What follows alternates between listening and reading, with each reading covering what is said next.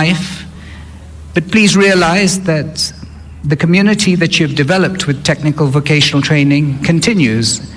And as you experience work, there'll come many times when you need to reskill yourself, and all these institutions are open for you. But you can also be involved in the reforms of technical vocational training, and especially to be part of this community as we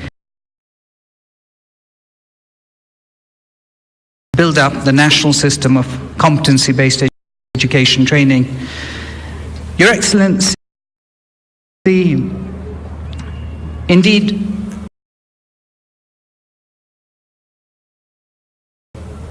a lot more has to be achieved, and we are aware and we appreciate the importance of the vision of how technical vocational training will not only achieve the outcomes of Vision 2030, the Big Four, but more importantly, we're also responsible as the TVET sector to appreciate that technical vocational training has many more implications beyond economic development, the livelihood of families, and the ability for its strategic importance in raising families out of poverty. But it also has a national outcome with respect to promoting national cohesion and the ability to address the vices like alcohol and drug abuse. And most importantly, it has also the ability for us to give nationally an option beyond simply being vested in terms of your security and land, but to see to it that you're able to continually skill yourself and be competent, and that will be a source of investment for the rest of your life. And so, in view of this importance and in view of the realization of how important competency-based education training is, we assure you that we'll continually address some of the key challenges that we face today with respect to training to standards by way of implementation of competency-based education training. The overall quality assurance of our institutions will continually improve, but now at a much faster pace. The promotion of greater governance of our institutions, the ability to relate our institutions to the Big Four agenda with respect to the value chains, the promotion of trainers, as well as the ability to create better placement systems for our young women and men to efficiently enter gainful employment and self-employment. Indeed, this is our assurance to you as we continually develop this national system to fully meet its responsibility to achieve greater social and economic prosperity. Thank you very much. I'd like to now invite you, Your Excellency, to give us your words and to give us your blessings for this event. Thank you. Thank you very much. Thank you, Gavin. Thank you, Gavin.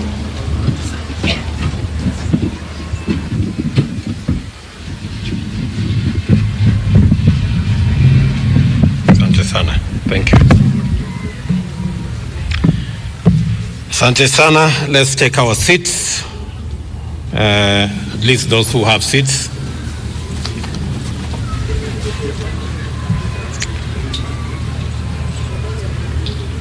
The staff, students, parents, graduates, and the leadership of this college. Good morning, good afternoon. Hamjambo. Bwana Yesu asifiwe.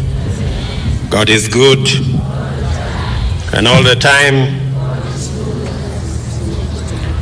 Thank you very much. On behalf of the government of Kenya, I congratulate the council, the management, staff, the community, parents, guardians, sponsors, and friends who have made graduation auspicious. Congratulations to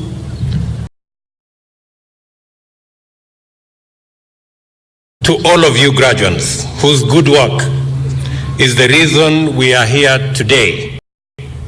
And on behalf of your parents, your tutors,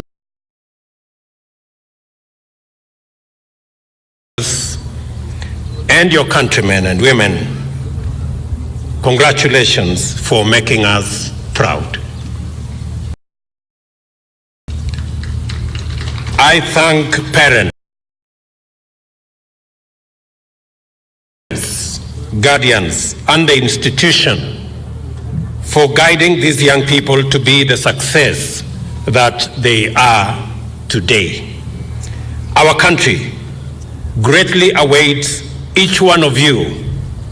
Our economy greatly awaits your contribution and innovation to facilitate the transformation of the Kenyan society. We may call you graduates, but the truth is you are actually transformers. You are the generation we hope to anchor a new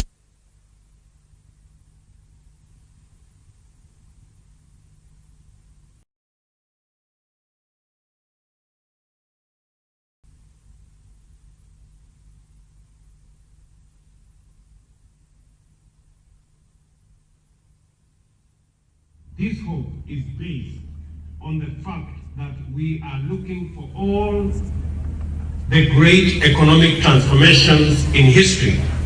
And when we look at the most progressive societies of our time, we see a direct link between the consistent ability to develop a skilled labor force and their ability to rewrite their economic destiny. This is true for Germany, for Singapore, for China, for the United States. The work of transformation requires many skilled hands. This is why tertiary institutions and vocational education is critical for Kenya. We know that with your skills in the marketplace, we will have enough capacity to meet the needs of enterprise, the needs of industry, and the needs of innovation in our country. We are confident that we can expand industry and enterprise and innovation.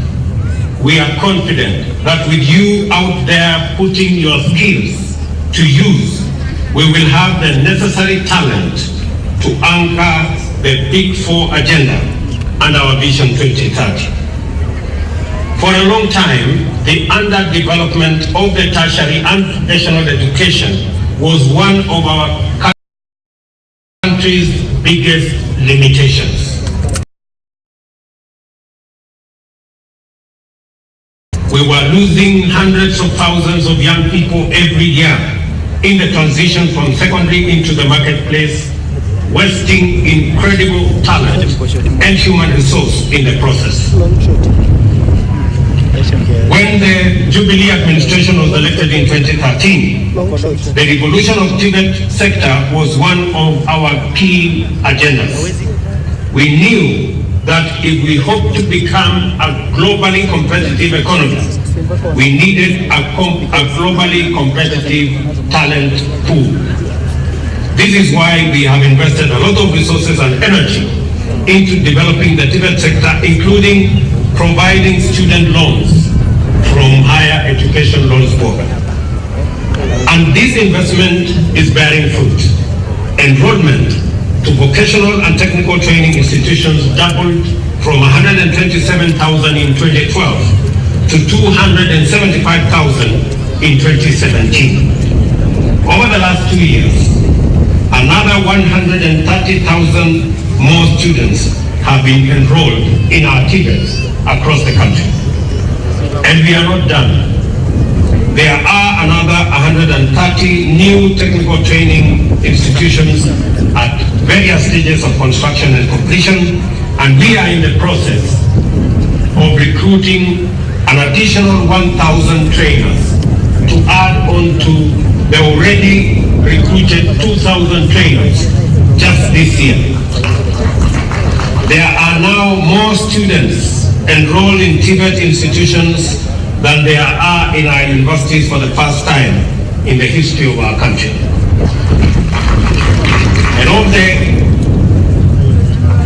trainers that will be recruited, I'm informed that out of the 3,000 that will be hired, 87 will come to this institution and will greatly reduce the gap and the shortage of trainers that has for a long time plagued this great institution of Eldoret National Polytechnic. Our goal is to make sure that no investor or industrialist will lack the talent or the human resource they need to run their enterprise or businesses. We want a society where there is a variety of professional opportunities across the entire economic spectrum so that there is room for everybody.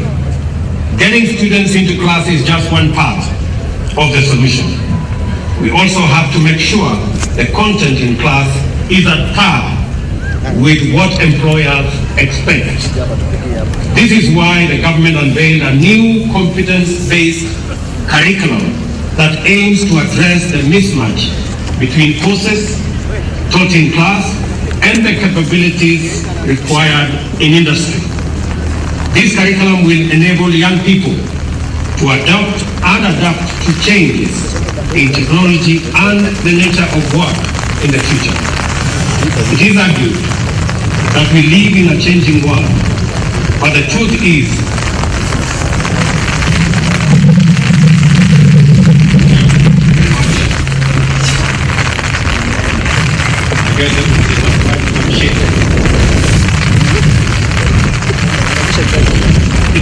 that we live in a changing world, but the truth is the world has already changed, and it is the adaptation to this change that is now necessary, and innovation is the only way to make it in the new world order. To the graduates, I have called you transformers, and I urge you to live up to that tag in your mentality and attitude. Transform the way you think, hunger and chase for solutions, value addition and innovation. You may have finished the course, but the learning has just begun. Make yourself proud, do big things with your skills, take on the challenges you see around you, and stay away from destructive behavior. Kenya is going places, and we certainly have a right.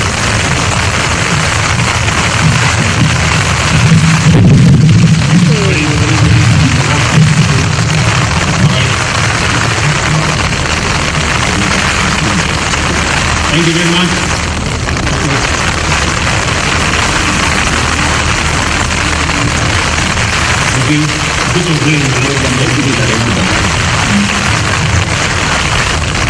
The solutions to the challenges we face in the country are not going to come from just political leaders, but from inventors, entrepreneurs, and all groups who look at our problems with fresh eyes and a transformative attitude.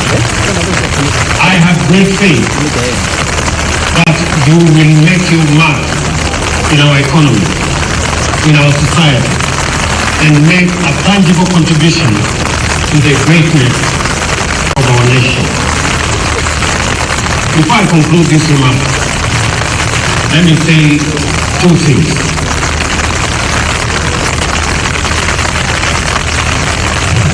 Number one, I want to agree with the speakers who have spoken before me that Tibet holds the master key to where we want to go into the future. And I want to say that because Tibet holds the master key, and because we have had huge investments in our Tibet sector, and a lot of interest has been developed by young people in our nation, in our Tibet sector. We have invested a lot of resources in building the necessary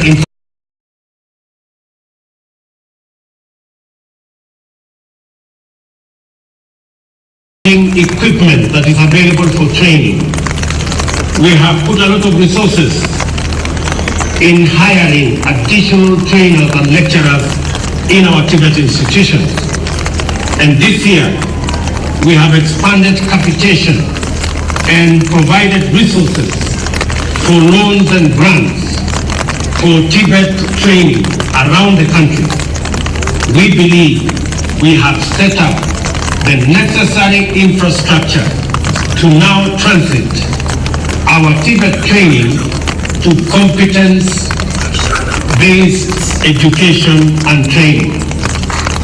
And therefore, all our Tibets around the country have no reason whatsoever not to transit to competence-based education and training.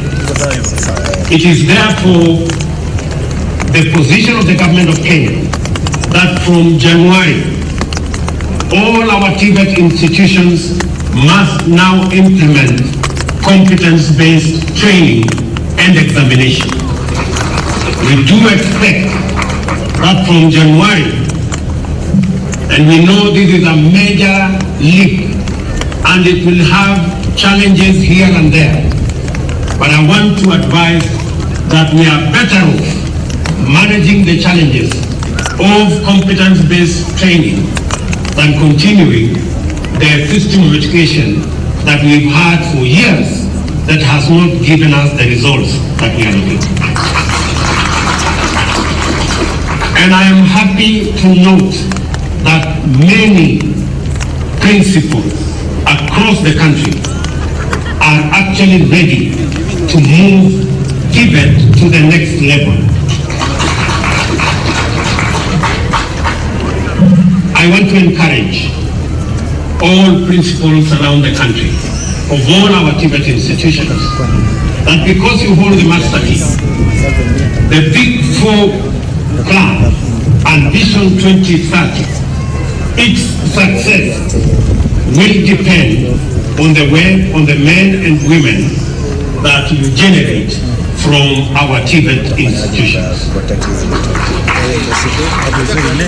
And the government of Kenya and the people of Kenya are looking to Tibet and to competence-based education and training to provide the manpower that will drive our transformation, beginning from enhancing productivity and production, creating value, creating jobs, creating wealth, so that we can eliminate poverty and move the country to real world-class or middle-income economy.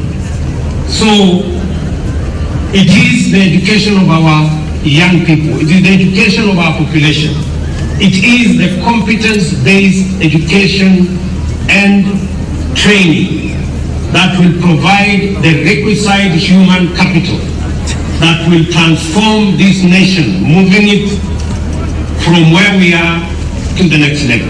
And therefore, if you look at the Big Four, the aim of the Big Four plan, from food security, value addition, agro-processing, manufacturing, to universal health coverage, to the housing plan, it is a plan that is supposed to enhance productivity, create value, create jobs, and create wealth. And that is the plan that will pull Kenya out of poverty and move us to the next level. And I want to tell our Tibet institutions, you are at a very pivotal stage in the transformation of our nation. And as Deputy President, I am confident that we can change this country in our lifetime if we get our education, training right. And I think for the first time, we have it right. And therefore you occupy a very special place in making Kenya the Kenya that all the citizens of this nation is looking for.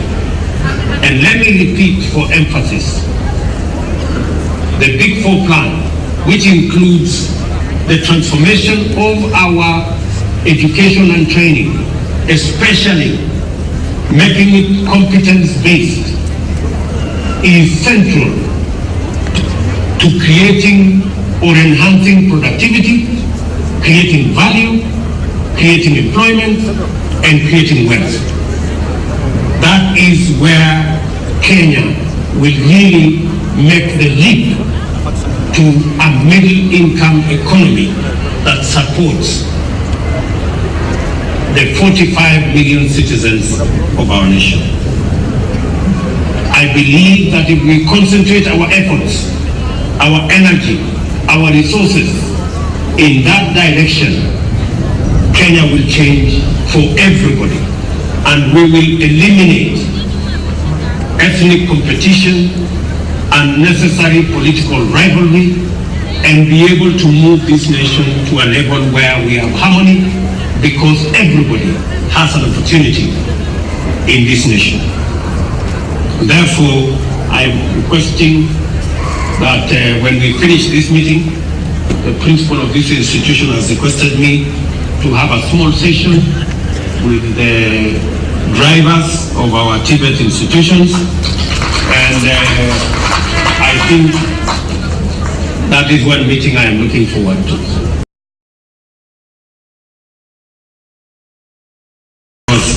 It is really the direction that we need to go. So,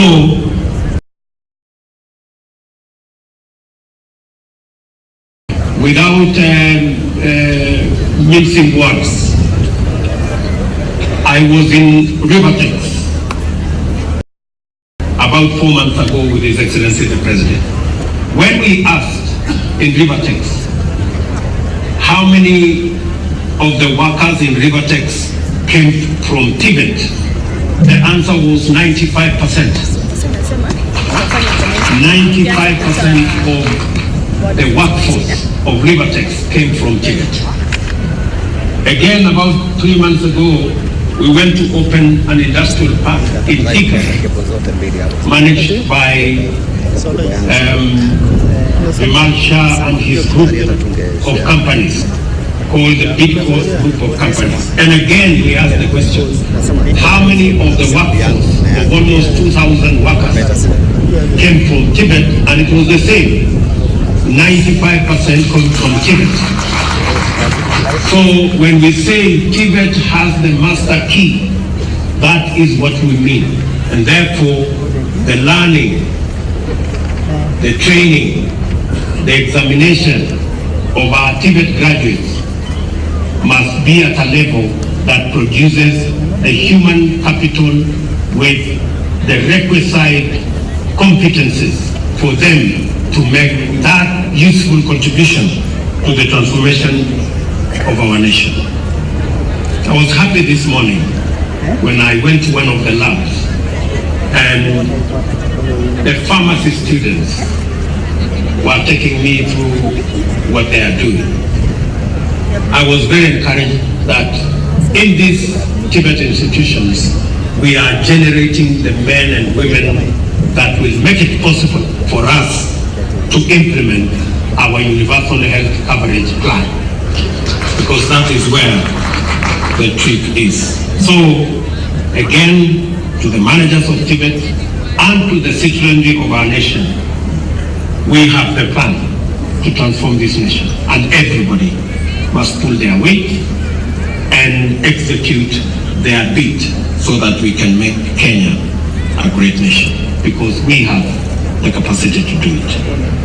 So without many remarks, to the graduates, congratulations, my very best wishes as you begin the journey to making your contribution to the transformation of our nation. We will pray for you, we will support you, and please understand that the government of Kenya will continuously create opportunity for you to deploy your talent and your expertise and the competencies that you have run in this college and in all the other colleges around the country. Thank you very much, and may the good Lord bless you.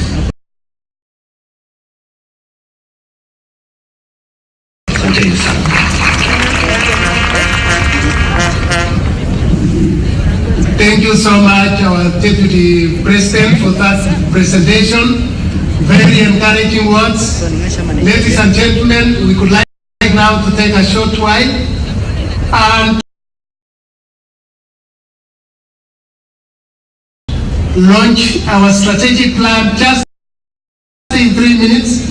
In Eldoret Poly, Your Excellency, we revised our strategic plan. Those in charge of the strategic plan, please. You have only 2 minutes to launch our strategic plan and service delivery because we revised our strategic plan. Your Excellency, the strategic plan was revised, and this is a 5-year strategic plan, of which one of the focus areas is to mobilize resources, provide leadership and management, and we are going to operationalize the strategic plan as like before.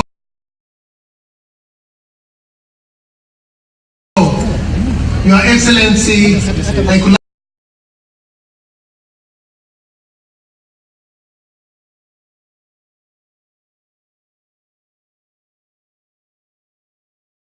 request you to come in front, and the chair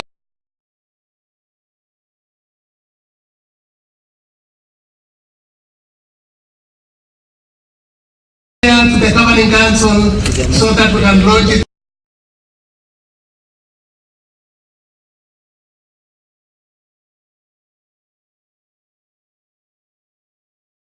Strategic plan.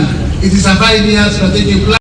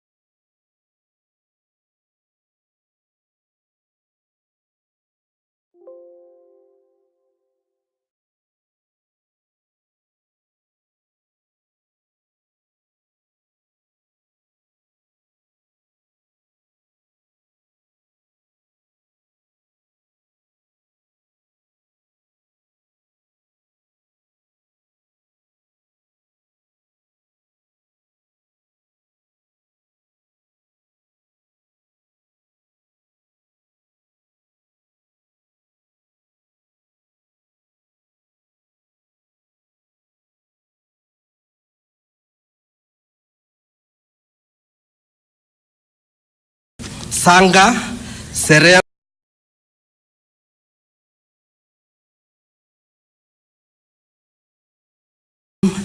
Akada, Seronei,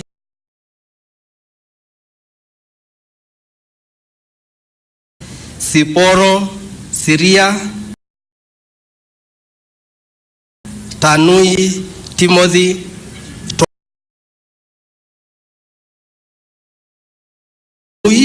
Tutaek, Wamalwa, Simiyu, Wanyonyi, Yegon. Pass.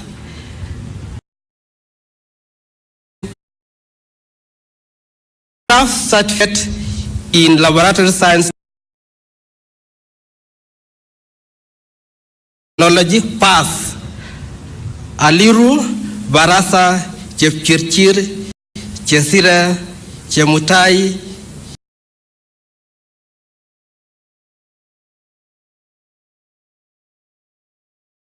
Chepchirchir,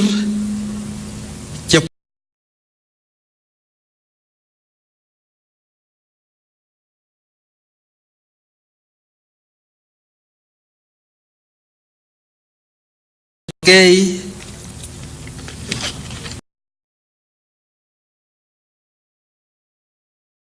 Kemboi, Kewogo,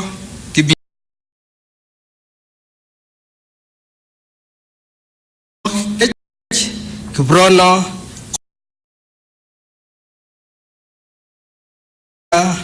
To.